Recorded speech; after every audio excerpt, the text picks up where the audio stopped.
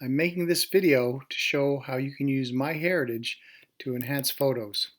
So these are the steps you need to go through. The first thing you're going to do is you're going to receive a request from Linda Simpson. She has the names of all of our volunteers, and so the requests are going to go through her so she can hand out a request to volunteer 1 and then the next request to volunteer 2, 3, 4, so forth, so that you're not getting inundated by a bunch of requests all at once. They'll rotate through our full list of volunteers and then go back to the start again.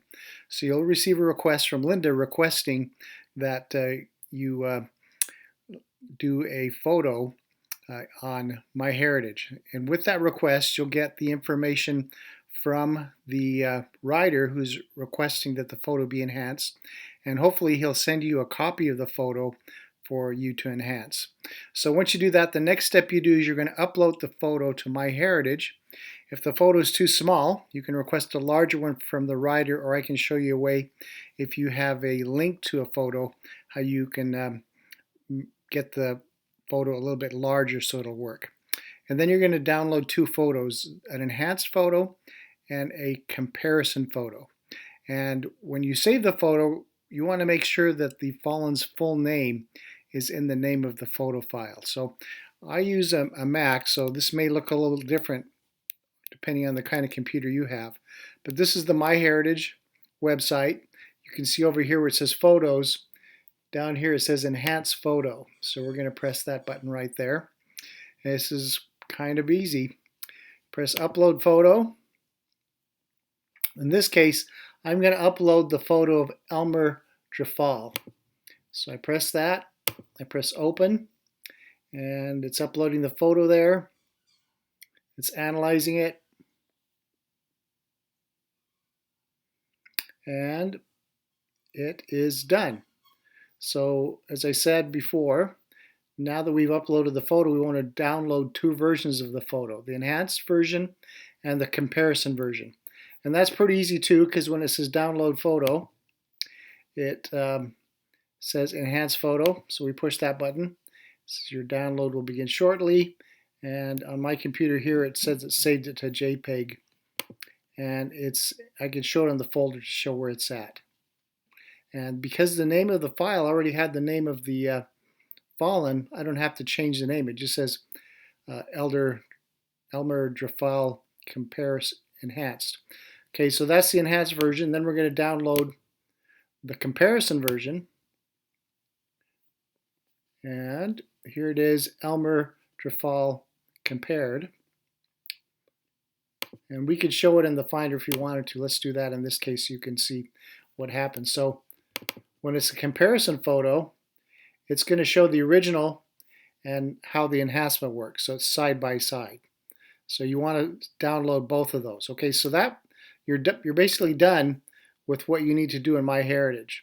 I did tell you that you may find a situation where the photo is too small.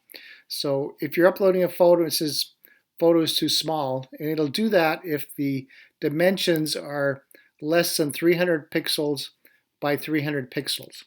So if that happens, one way to work around that is, say this was the original photo, and you can kind of look and tell, wow, this photo is kind of small. It's probably less than the 300 by 300. So all you need to do is make the page zoom in, and now all of a sudden it's the same photo, but it's bigger. So when you copy and paste it, in this case with my MacBook Air, I could just scroll it like this, and it'll let me save it where I want to save it. So I'm not sure if you're what operating system or computer you have and how that would work, but that would be a way you could save a larger photo if the one you have is too small. So we've done these things. We've uploaded the photo. We've downloaded 2 versions, an enhanced version and a comparison version. And we want to make sure that the fallen's full name is the name of the photo file so that when you're emailing it to someone, they can identify it quickly. So what do we do next? We want to email the comparison photo to contact@storiesbehindthestars.org, and we want to put the full name of the fallen in the email subject line. Now what this is being used for is Stories Behind the Stars has Instagram account.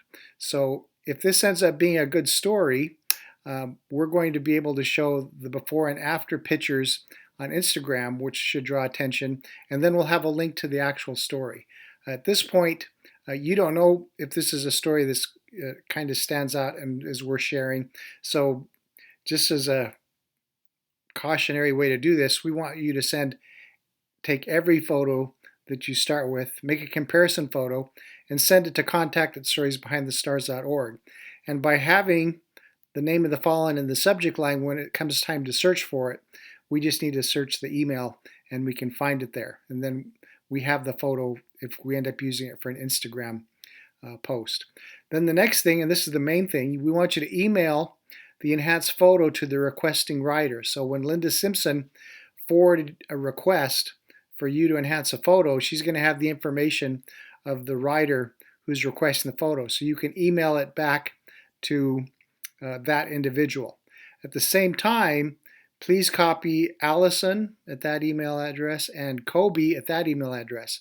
You can do it to both of them because we're not sure which of them is working with the writer that requested the photo.